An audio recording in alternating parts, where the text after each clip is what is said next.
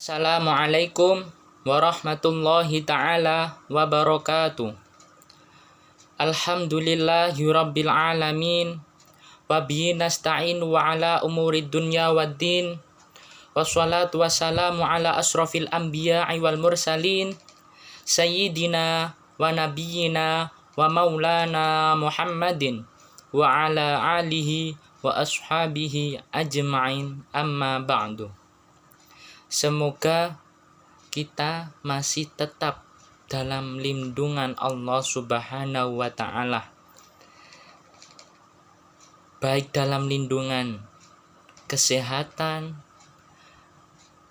baik dalam lindungan ekonomi ataupun pekerjaan.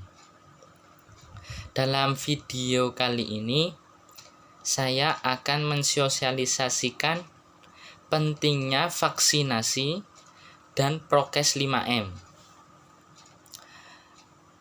Adapun sebab dari pentingnya vaksinasi dan prokes 5M itu disebabkan yang mana seluruh dunia pada 2 tahun terakhir itu telah dilanda oleh penyakit atau wabah yang bisa disebut dengan virus COVID-19.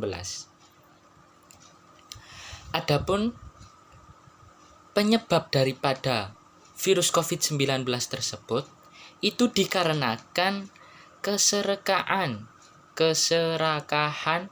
daripada seseorang atau individual yang mana ada pada di negara Cina yang terdapat di kota Wuhan. Nah, di dalam kota tersebut itu memperbolehkannya memakan sebuah daging kelelawar. Ya, tidak hanya kelelawar saja, ada menjual daging ular, menjual daging lain sebagainya. Nah, dikarenakan keserakahan tersebut, bahwasanya tidak semua daging hewan itu tidak bisa dimakan. Tapi ada sebagian hewan yang mana jika memakan daging hewan tersebut akan menimbulkan penyakit atau virus. Nah, virus COVID-19 ini yang sejak 2 tahun terakhir itu disebabkan hewan yang dinamakan kelelawar. Dan kelelawar itu sangat sensitif untuk membawa sebuah virus atau penyakit, hingga menyebarkan virus tersebut sampai seluruh dunia. Untuk menanggulangi penyebaran tersebut, para pemerintah dunia itu membuat sebuah penanggulangan atau pengobatan yang dinamakan vaksinasi dan prokes 5M. Apa sih vaksinasi tersebut?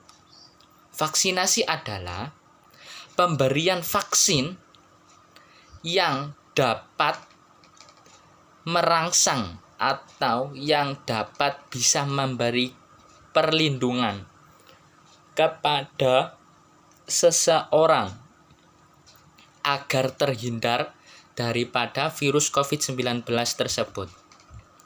Dan vaksinasi tersebut itu bisa menambah imun atau sistem imunitas pada dalam tubuh kita ini bisa menambah.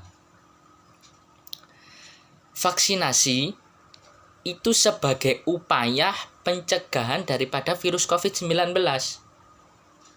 yang handal mencegah penyakit yang dapat dicegah dengan vaksinasi.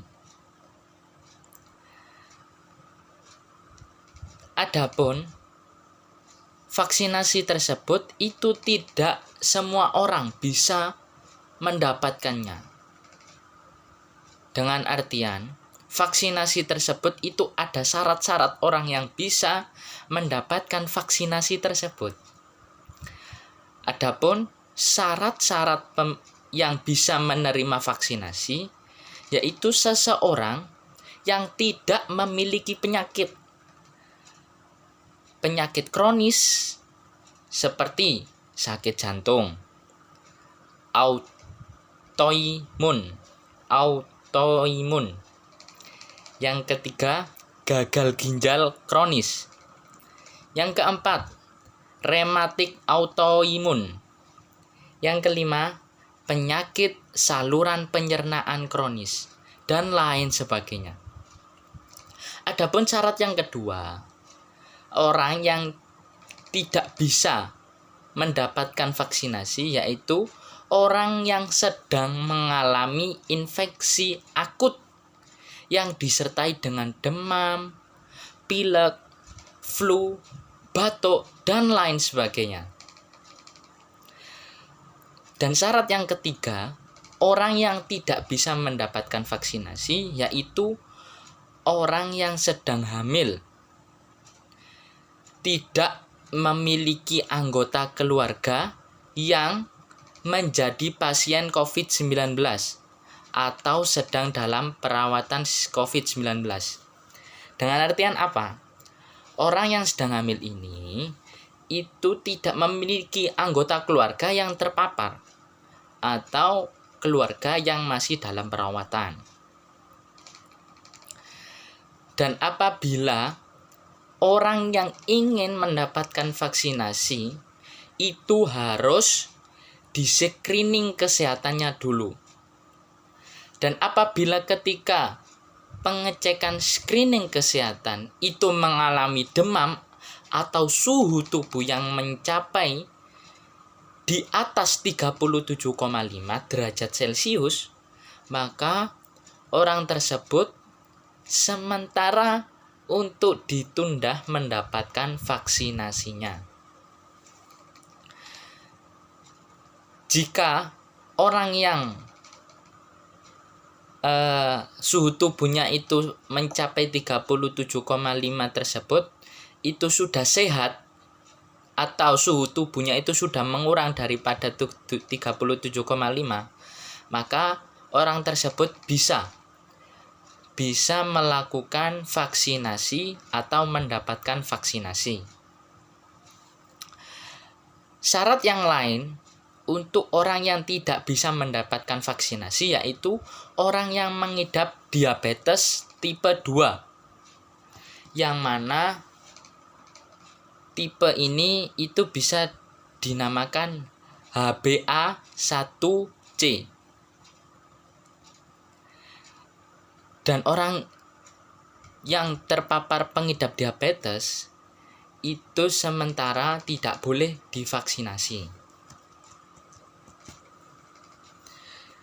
Jikalau setiap individu seseorang atau jikalau seseorang itu mempunyai penyakit paru-paru seperti asma, PPOK, atau TBC, maka vaksinasinya tidak bisa diberikan kepada orang yang mengidap penyakit tersebut.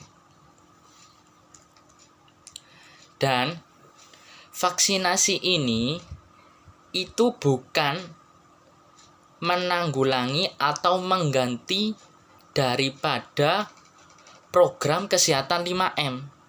Jadi, adanya vaksinasi tersebut itu harus disertai dengan prokes 5M.